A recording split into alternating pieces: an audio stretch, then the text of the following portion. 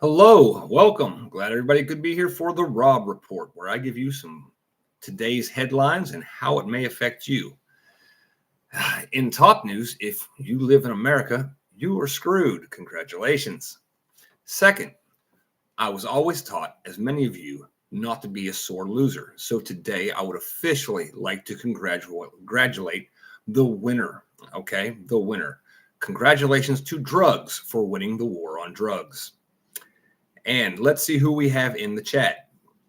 5x5. Thank you all. Thank you all. Neil to no one. Love the comment. Glad to see some of you again. I like that. Some of you. Not all of you, but some of you. That's a good one. The prepping artist. Thank you for being here. Maria, thank you. Mo Sambeek in the house as usual. Iowa Viking. Thank you. Papa's Farm. You're a sore worker, not a sore loser. Okay, good. Coffee first. Thank you for being here. And look at the chat filling up. Well, some of the headlines today. Joe Biden is to give a speech on Saturday, the 6th of January. Surprise, he will be condemning Trump as a threat to democracy. The fact that we have senior personnel in Washington that refer consistently to America being a democracy and not a republic shows you that they have been achieving their goals in brainwashing a large segment of the population. Yes, we are becoming a democracy, though we started as a republic if we could keep it, and we haven't been able to. So, democracy is where 3 wolves and 2 sheep vote on what's for dinner. He will be, in his speech, reiterating the biggest threats to America, which are expected to be white supremacy, domestic terrorism, and Trump's dismantling of democracy should he be reelected. Yes, because white supremacy, it's odd that they can claim that Caucasians will be a minority or are a minority and yet supreme. That's kind of counterintuitive, but that's how they always operate, against logic and reasoning. Domestic terrorism. Domestic terrorism is considered by them to be one of the top threats that will be facing America. Yes, we may see acts of terrorism in this country. But I would submit to you that if it is perpetrated by individuals who aren't born and raised here, that came across the border illegally, it cannot be considered domestic terrorism, even though it happened domestically. It is simply terrorism. Okay? Okay. And Trump will dismantle democracy. The third part of his speech. I'm sure there will be other tidbits of information in his speech when he actually gives it, but he's expected to say Trump will dismantle democracy. Hopefully someone gets around to starting the dismantling process of democracy, because we are not supposed to have democracy in this country. Democracy, bad. Go see the previous videos. Dynamite in the house. That would be you, and you're talking to someone. Did we put the disclaimer up? Because it doesn't matter, because most of this stuff is true anyway, according to my knowledge, because I got it directly from them. So they say it's true. 2, GOP lawmakers made a visit to the border predominantly to show support for the governor and to draw awareness of the need for border security. While the GOP lawmakers were there today in Eagle Pass, Texas, there were illegal immigrants actively trying to enter the country, asking the lawmakers from a distance, shouting to them, "Where can we get past the razor wire?" Yes, you cannot make this up. Meanwhile, the White House press secretary said one of the biggest problems we have at the border is razor wire, because illegals are having difficulty getting in. For White House press secretary said that the people, that's you are the people, that the people do not want a Biden impeachment, and that Republicans should focus on border security and funding the government to prevent a shutdown. Now, you will hear that the Republican side of the equation did strike down funding for more border agents. The Democrats will point at that and they will say, look, we asked for more border agents. And the Republicans said no. And the Republicans will say, well, we want more border security. But the Democrats say no. How can both be true? Both can be true because you have to look at the details. The White House press secretary states that they want more border agents in order to process illegal immigrants into the country, not to prevent them from coming. This is why the Republicans decided not to fund increased Border Patrol agents. If they're not going to actually patrol the border and stop people there, what's the point? That's their logic. And it kind of makes sense to me. The White House press secretary today announced the government will shut down if representatives don't focus on a deal. Don't focus on a deal. Again, when the government shuts down, only non-essential personnel remain at home. If you're not essential, then you're just not essential, and we don't need you in the government anyway. You are technically a useless eater. That is my opinion. A reporter asked the White House press secretary about the fact that the U.S. government is going $10 billion further into debt every day. And with a straight and stern face, I still can't fathom how one can hold such a straight and stern face when she said, it's because of Republican tax cuts. That's why the $10 billion a day deficit is occurring. The reporter then asked, shouldn't the government reduce spending? To which the White House press secretary said, no, it's because of tax cuts. Let me explain. This is where I explain what you actually heard from the squawk box. She is saying that because they are getting less of your money, their spending is getting us further into debt. So if you would simply pay more money, then they'd be getting into less debt because they haven't stopped spending and don't intend to stop spending. Making the money isn't the problem. Spending the money is. They're not making enough to cover what they spend, and they say you not giving enough of your money is the problem because their spending will not stop or cease or slow down. I think they have a spending problem. Just my perspective.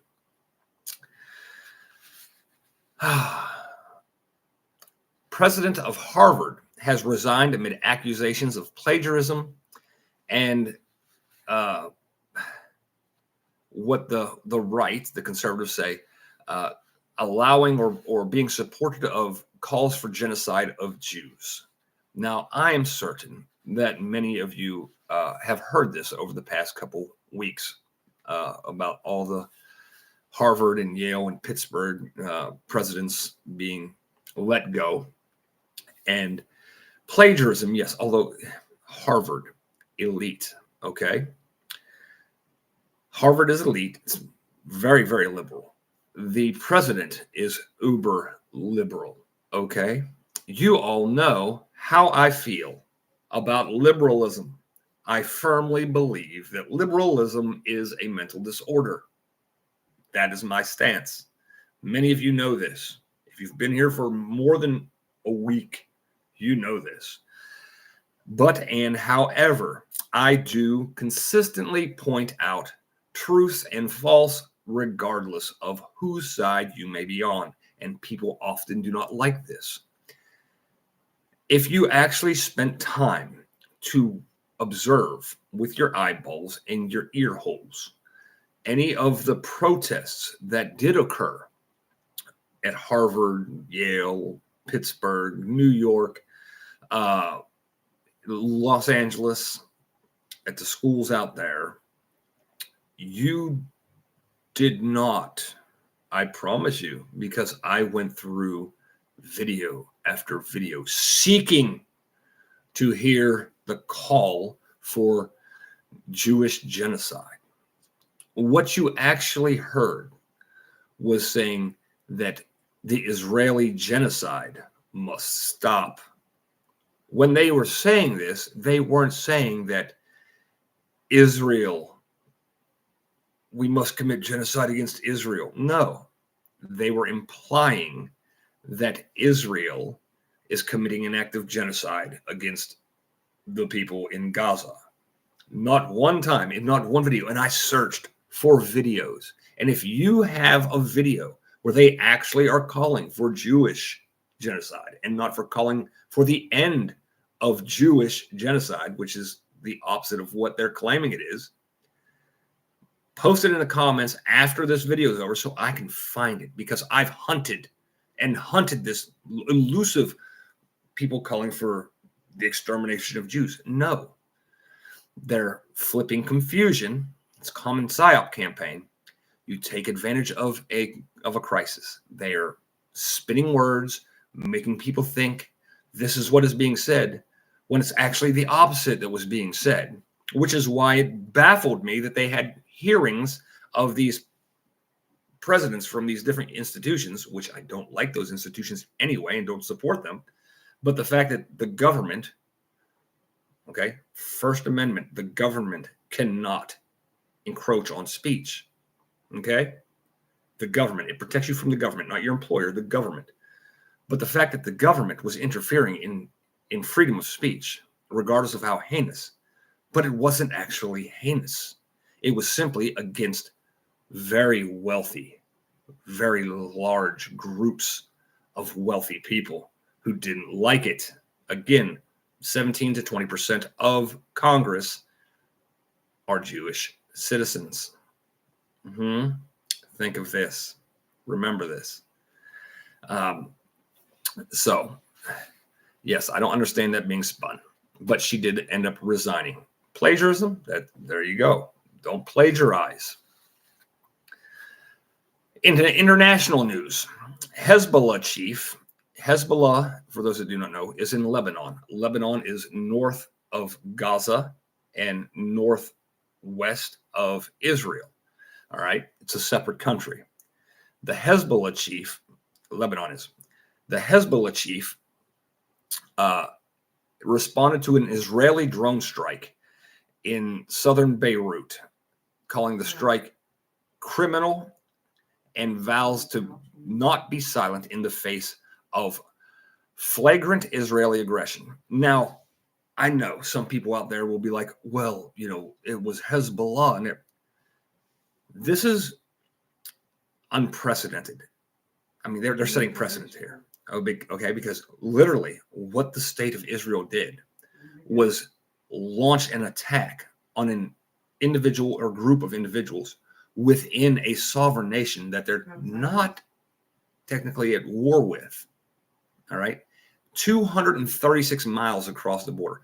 It would be the equivalent of the Mexican government launching a drone strike against a cartel boss who happened to be holed up in, let's say, Dallas.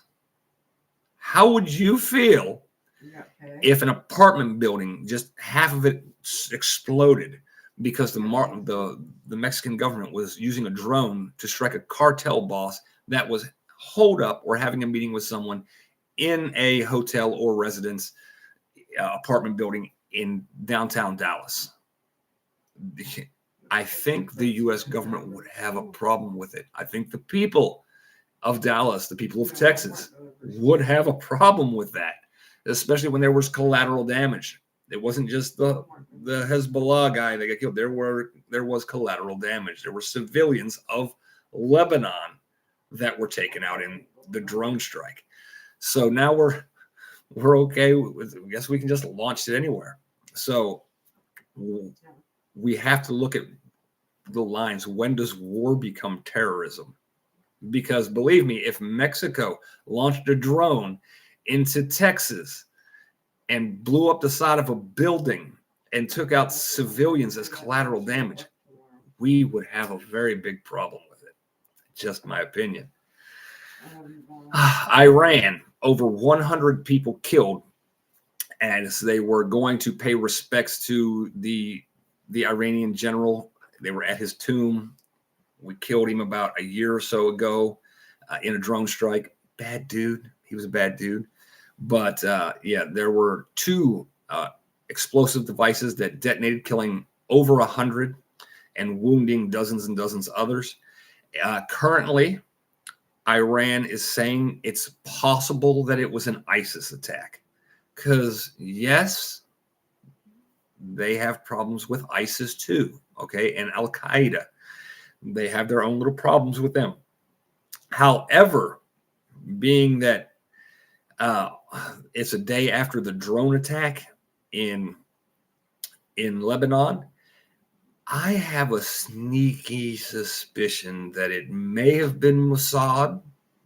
Now, if Israeli ninjas disappear me in the middle of the night, if I just don't show up again tomorrow, then it was Mossad. But they're pretty good at they do stuff like that. Mossad does some. They're the ones with the motorcycles. They stick a bomb on the side of the car. There's a nuclear physicist. Put the bomb on the side, drive away, blow it up. Yeah, like you see in the movies. Mossad does that in real life, and they're good at what they do. They are good at what they do. South Korea. Now, this is where you're starting to see things that we may see here in the future. All right, because now we've talked about things like this before: assassination attempts. South Korean presidential candidate who was expected to be a presidential candidate in 2027, Lee Jae-myung, was stabbed in the neck by a person posing as a supporter. Lee Jae-myung is said to be outspoken and anti-elitist. Sounds familiar. Politician that's outspoken and anti-elitist. Yes. So, yeah, he took one to the neck. He was taken to a hospital in, I believe, Seoul, South Korea, and was in critical condition, but is expected to pull through. But we are starting to see assassination attempts on key leaders. Lebanon, South Korea. Tensions are rising. As tensions around the globe rise, you will start to see more and more of this, and there will be inevitable spillover into this nation, into the United States, especially because a nation, how do you know you're in Iran? You cross a border that says, welcome to Iran, or entering Iran, which you probably don't ever really want to do. Or you cross a border in the United States that says, welcome to Ohio, welcome to Pennsylvania. You know you're entering because you're crossing a border. However, the United States currently only has borders on 3 sides, apparently, so it's not entirely a nation, I would surmise, because there is no southern security. It's just come one, come all, which will work out in the long run for the people on the left. There are already videos. You can go to Infowars.com and watch Alex. There's a video that shows them interviewing illegal migrants in the South, and they are in Spanish saying, we are going to vote for Biden 2024 because he has given us hope. So there's that. What do we have going on in the chat? I'm talking to Papa's Farm. I don't know any anti-elitist politicians. You have to be elite to run. Yes, that's true. That is a true statement. But there's anti-swamp. We'll say that, which I only think that goes so far because birds of a feather and all birds of a feather. These aren't the droids you're looking for. 12,000 new Americans today via the southern border. Yes. You might as well just get into the routine of considering everyone that crosses the U.S. border as an American citizen because they have all the same rights as a citizen. If you are protected under the Constitution, then you are a citizen. Because the Constitution, as I've said before, only applies to U.S. citizens. It says so in the Constitution. So there's that. But everyone wants to ignore that. So, in breaking news, your government is broken. The end. But, all right. Root Cellar, you're late. We're just about over. This was going to be a short one. We just went through some of the news headlines. Is there anything else that you guys would like to talk about? I know one person wanted to talk about how to trust strangers. It was a comment left on the last video. And how you trust strangers is very simple. You do not. All right. You develop relationships and then they become not strangers. And then still you are slow in the trusting process. When we were in the Middle East, all right, I would have interpreters that speak it and read it a language fluently. They've been vetted. All right. They've been vetted, but not by me. To me, the U.S. government may trust this individual. However, I did not. You have to earn your trust. It has to be built over time. So when it comes to how do you trust strangers, post SHTF. Forget post SHTF. How do you trust them now? You do not. Until you already know more about them. Where they're from, where they're going, what their goals are, everything. As much information. Knowledge is power. Okay? So trust no one until they give you reason to trust them. Savagely says, should be concerning that all government agencies are or have stacked over 1 million rounds per agency, even the railroad commissions to NASA. Yes, the U.S. government has been stockpiling arms and munitions for a while. Wow, and lots of it. Now, yes, they do send a bunch of it overseas to various places up here. But they have a lot for themselves. And remember, a lot of them are hollow points, which violate the Geneva Conventions. So the government says, okay, we won't shoot commies or Nazis with hollow points. We'll save those for American citizens. All right. This has been your news for today. I will get back on here and tomorrow with some more headlines if there's anything worth talking to you about. But pay attention to what's going on. Do not put yourself in a bubble. If you watch Fox, watch something else also. Yes, you don't want to be blindsided. You don't want to follow blindly. Take a step out of an echo chamber. It's amazing the things you'll learn the things you'll experience. You just for the sheer entertainment value. If you think the other side that disagrees with you is completely insane, at least you'll be able to go, wow, I'm still right. They're completely insane. If you're on the left, then you watch CBS or ABC or CNN and you go, I'm going to watch Fox today because those people are completely insane. And I want to verify that I still understand that they're completely insane. Then do that, because at the same time, you might go, oh, wait a minute. I agree with that. Or wait a minute. I agree with that. Or that's not true. Or that's not true. All right. Because the truth is always somewhere in between, and everybody, both sides are lying to you in one aspect or another to achieve their goals. So thank you. No, it was round, Wisconsin Farm Boy. It was a globe, and then God went blam and flattened it. And so it's a disc. It's a dual-sided disc that was sometimes pushed into a square. All right. So that covers all the bases. Thank you. Good night. God bless. Thank you all for being here. I appreciate each and every one of you. Stay safe. I'm out.